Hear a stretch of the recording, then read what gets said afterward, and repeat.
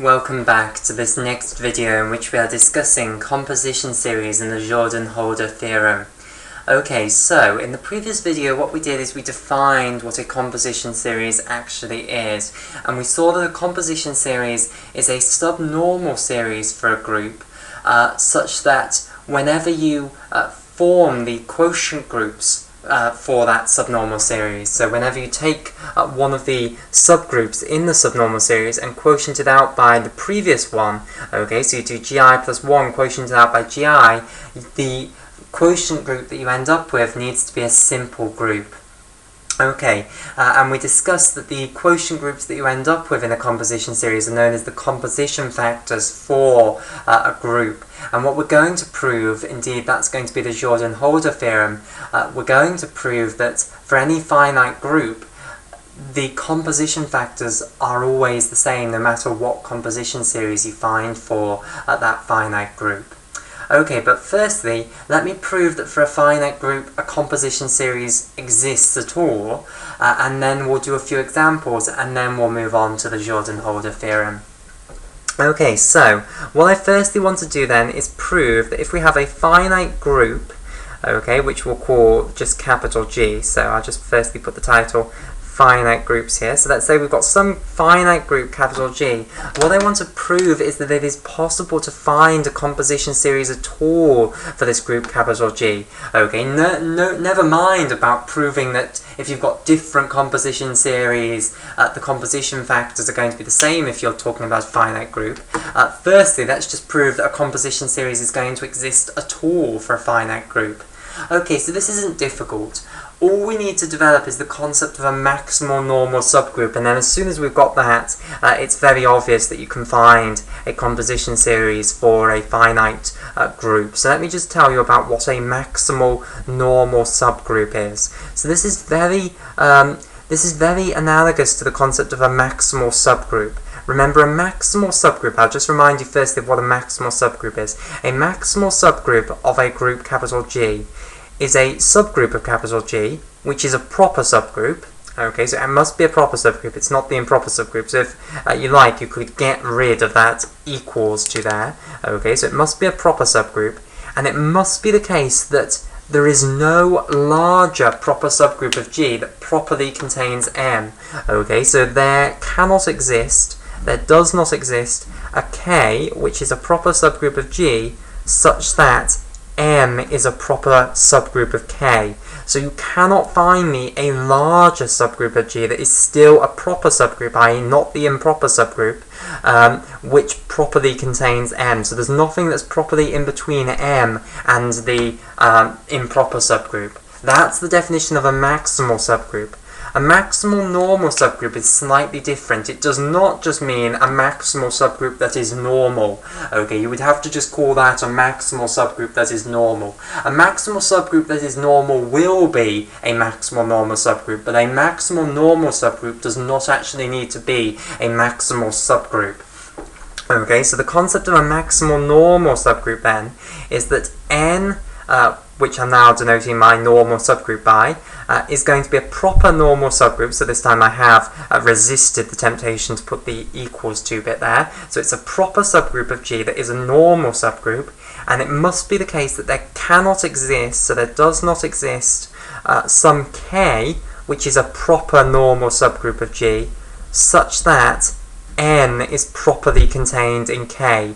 Okay, and of course N will actually be a normal subgroup inside of K, because if it's normal inside of G, it will certainly be normal inside a subgroup of G. So N is properly contained in K. Okay, this cannot occur. So there cannot be a bigger normal subgroup that is still a proper subgroup, i.e. not the improper subgroup, and which properly contains N as a normal subgroup. Okay, but there could be a larger subgroup of G that is still a proper subgroup which contains N. It's just there's not allowed to be any larger normal subgroup than N. Okay, so understand how that is different from the concept of a maximal subgroup being normal. Okay, if a maximal subgroup is normal, then of course it will be a maximal normal subgroup, because if there's no subgroup that is larger than this maximal subgroup that is normal, then of course there's not going to be any normal subgroup that is larger. But in general, a maximal normal subgroup does not need to be a maximal subgroup. So the condition of being a maximal subgroup that is normal is stronger than being a maximal normal subgroup. Okay, so that's the concept of a maximal normal subgroup. It makes sense for an arbitrary group. However, in the context of finite groups, we can prove that it exists. Okay, and the reason, we can prove that you can always find a maximal normal subgroup, that they exist. Okay, and by the way, there's not just one of them, even though the way I just phrased it implied that there would only necessarily be one of them. There can be multiple maximal normal subgroups. Okay, it's not the case that there's just going to be one maximal normal subgroup. Okay, there might be others that aren't contained in each other. Okay, so how can I prove then that at least one of these things does actually exist then in a certain finite group? So let's now work with a finite group. Okay, so what I can start with is I can start with the trivial subgroup. So the trivial subgroup will be a normal subgroup inside of G. Now either the trivial subgroup is a maximal normal subgroup, in which case of course the group is going to be simple, because it would imply that the only normal subgroups are the improper subgroup and the trivial subgroup. So if you're dealing with a simple group, then the maximal normal subgroup, the only maximal normal subgroup is going to be the trivial subgroup. If it's not a simple group, then what you can do, you will be able to find a larger normal subgroup that completely contains the trivial subgroup and which is still a proper subgroup of G. Okay, so either this one is the maximal normal subgroup, or you can find a larger normal subgroup, okay, which is still going to be a proper subgroup of G, which is normal. Okay, so you move forward.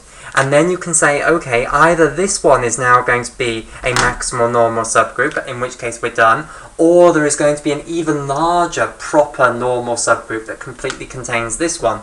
Okay, so we might call this N1 if you like. Now what we could do is find N2, which is even bigger than N1. Okay, so it's still a proper normal subgroup of G, but it completely contains N1 properly. Okay, so it's bigger than N1. Okay, and then again you can say, okay, either this one is going to be a maximal normal subgroup, or again, if it's not a maximal normal subgroup, it must be the case that there is a bigger proper normal subgroup, and we can call that M3, and we can just keep going on like this. We can keep going with this iterative process, okay, and because the order of the group is finite, we cannot just continue on this process forever. Okay, this is why we need the group's order to be finite in order to conclude the existence of a maximal normal subgroup, because if you're in an infinite group, this process could just go on and on and on forever. Okay, but if we're in a finite group, you cannot just continuously get bigger and bigger and bigger normal proper subgroups forever. Okay, at some point you must get to a point where you cannot find a larger proper normal subgroup, and then that one that you've got to, that will be a maximal normal subgroup. Okay, so there's a little proof that maximal normal subgroups actually do exist within a finite group. So now if we want to construct a composition series then for our finite group, what we can do is we can look for a maximal normal subgroup. Okay, now as I say, it might not be the case that only one of these exists, there might be different ones, but you just need to take one of them. Okay, so what we can then do is we can find, so I'll call G here, GK, okay, so here we'll have GK, and then what I can do is I can find this maximal normal subgroup inside of G, okay, and I'll call this GK minus 1. Okay, so I find a maximal normal subgroup inside of GK, and that's going to be my one below GK in the composition series. Okay, and of course when I do quotient GK out by GK minus 1 to get one of the composition factors for my group, I will end up with a finite simple group, because of the fact that there is no normal subgroup in between these two, properly in between these two, and therefore by the correspondence theorem there will be no normal subgroups inside the composition factor other than the trivial subgroup and the improper subgroup. Okay, so if I proceed in this way by finding maximal normal subgroups, I'm assured that when I take the quotients I will indeed get simple groups. So where do I go from now? Then what I say is, okay, GK minus 1, this is still a finite group. I can find you a maximal normal subgroup inside of that, okay, and we'll call this gk minus 2. So remember, this is a group in its own right. You can find a maximal normal subgroup inside of it. Call that gk minus 2. Okay, and here you go. This one, now if I quotient gk minus 1 out by gk minus 2 for the same reason, I will end up with a composition factor which is going to be a simple group. Okay, so this is all working rather well, and you'll proceed exactly like so. So you'll just go down and down, further and further, and unfortunately I've run out of space, so you'll go back, back, back, and I'll put the starting bit down here. Okay, and you'll continue on in this way, so all the time you'll go down to your next subgroup, and you'll treat that now as a group in its own right. It's a finite group. You'll say, okay, I can find a maximal normal subgroup of this, and that will be the one below it in this composition series. And eventually you will get down to one which I will now call G1 here, okay, and this one will be a simple group. Okay, so you'll finally eventually have to get down to something that is just a simple group, and therefore its maximal normal subgroup, its only maximal normal subgroup, is the trivial subgroup. Okay, and therefore you'll say, okay, the trivial subgroup, which I'll call G0, is going to be normal inside of G1. Okay, and if I quotient G1 out by G0, of course I'll just end up with something that's isomorphic to G1 rather, and that's a simple group, so of course the quotient will be simple.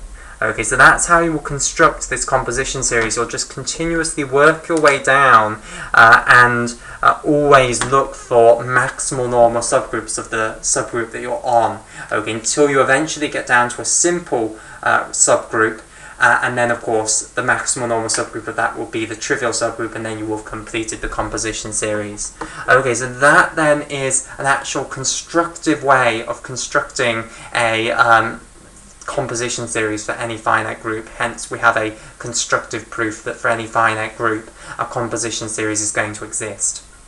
Okay, so for all finite groups then we can build a composition series for it. Okay, so what I want to do now is let's do some examples of actually finding some composition series. So we'll start with some of our favourite groups. So we'll start with the symmetric group on the set of 3 elements. Okay, so the symmetric group on the set of 3 elements. So what I now want to do is I want to find a maximal normal subgroup of the symmetric group on the set of 3 elements.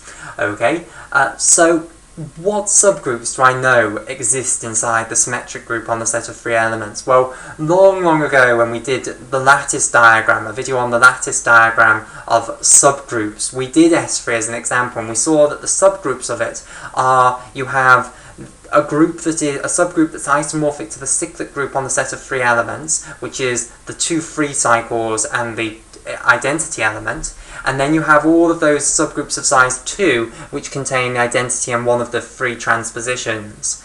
Okay, that subgroup that contains the identity and the 2 free cycles, that is going to be a maximal normal subgroup. Okay, and of course that's going to be isomorphic to Z3, or you can even think of it as being Z3, because after all the definition of the cyclic group on the set of 3 elements is just the cyclic permutations on the set of 3 elements, and the symmetric group on the set of 3 elements is just the set of all permutations on the set of 3 elements. So we're just restricting our attention now to the permutations on the set of 3 elements that are cyclic.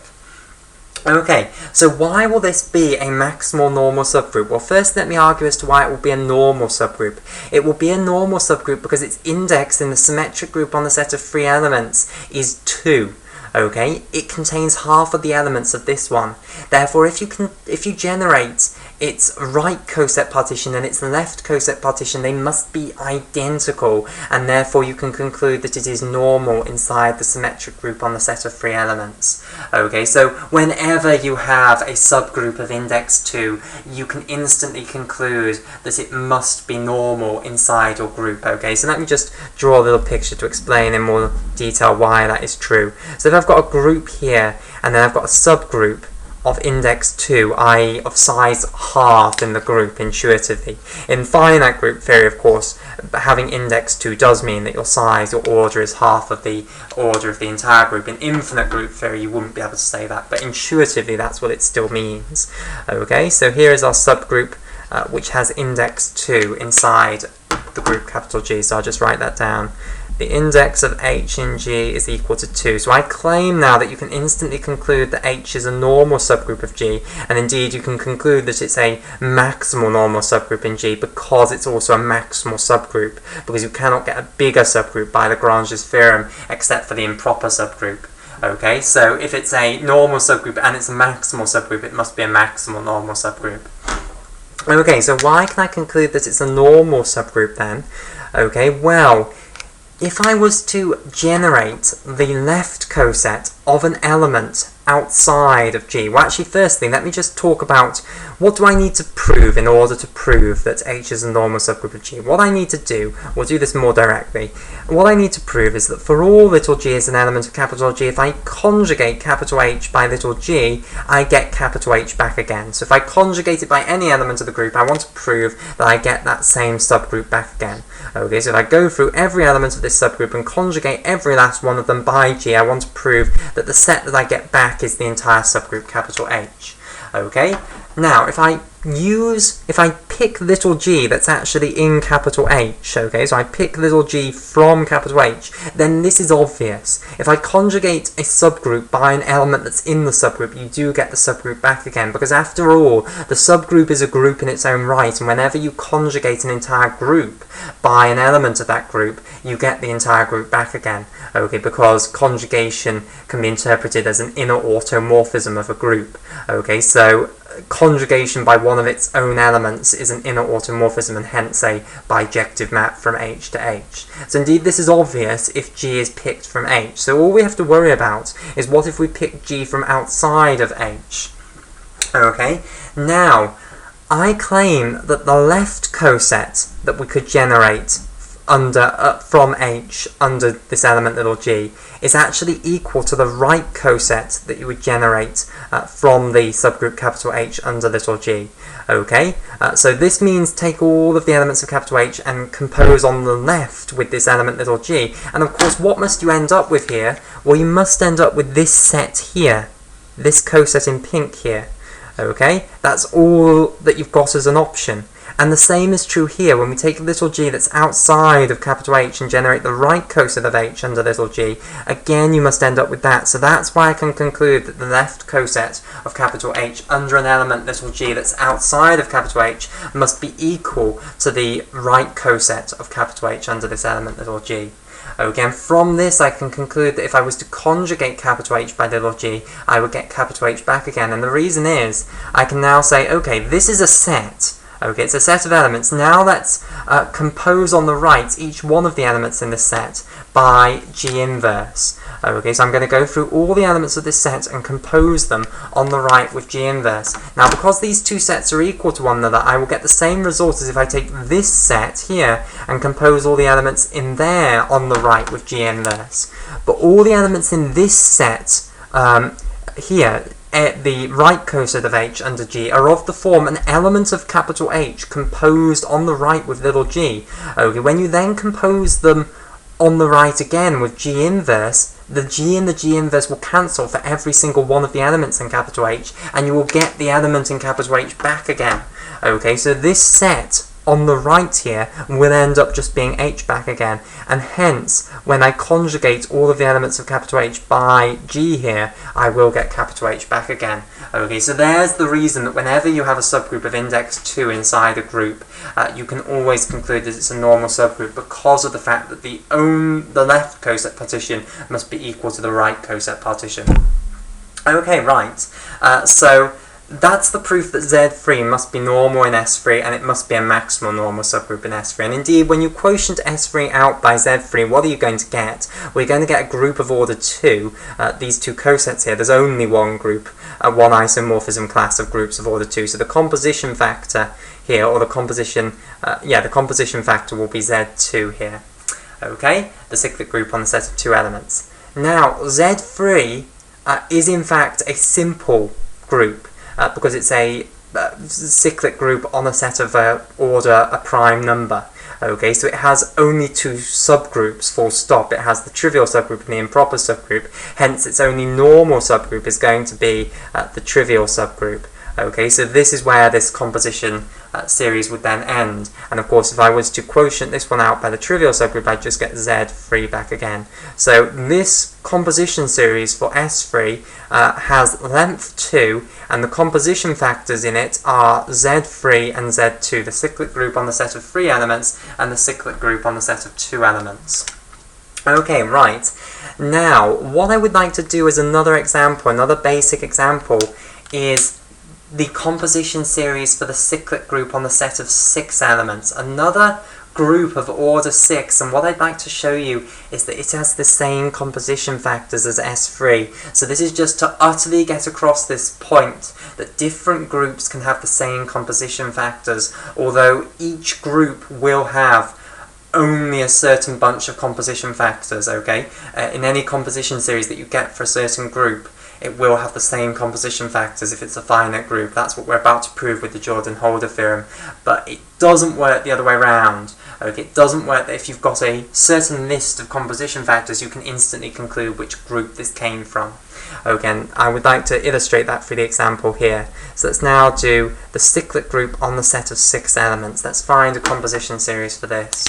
Okay, well of course this will have a subgroup of size 3 again, so we can instantly conclude that again that's a maximal normal subgroup, and the reason is that remember what this consists of. It consists of 6 elements, 0, 1, 2, 3, 4, 5, okay, where each of these represents how by how much you are moving all of the elements along in the cycle permutation.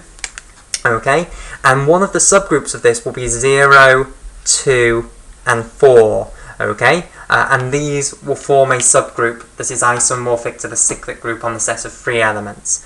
Okay, so I'll put this here. So Z3 is going to be a normal subgroup inside of Z6, because of course this is a subgroup of index 2 again inside the cyclic group on the set of 6 elements. Okay, and therefore again we can conclude it will be a normal subgroup by this same argument here. It will be a maximal normal subgroup because it's a maximal subgroup, and therefore this is absolutely fine as our next element in this composition series. Then of course Z3 again will be a simple group, so we can then have the trivial subgroup here. And if we were to then actually find the composition factors for this composition series, what would we get here? Well, when we quotient Z6 out by Z3, again, we would get a group of order 2 here, and there's only one isomorphism class of groups of order 2, so this would be isomorphic to the cyclic group on the set of 2 elements. And of course here, when we quotient Z3 out by the trivial subgroup, that will just give us something isomorphic to Z3 back again. So here, again, we've got a different group, but with the same composition factors here. Okay, they're both groups of the same order, note. Right, so we'll call it there for this video. We'll have a break, and in the next video what we will do is we'll begin the Jordan-Hőlder Theorem. And the Jordan-Hőlder Theorem is going to prove to us that if you've got a finite group, then if you find 2 different composition series for that finite group, those 2 composition series will not be so dissimilar. They'll have the same length for a start, and in fact, if you look at the collection of composition factors in each of the 2 composition series, they will be identical overall. Yes, the composition factors might have moved around a bit, they might be at different parts of the composition series, but overall the composition factors that build a finite group always remain the same no matter what composition series you find. Okay, so we'll state and prove that in the next video.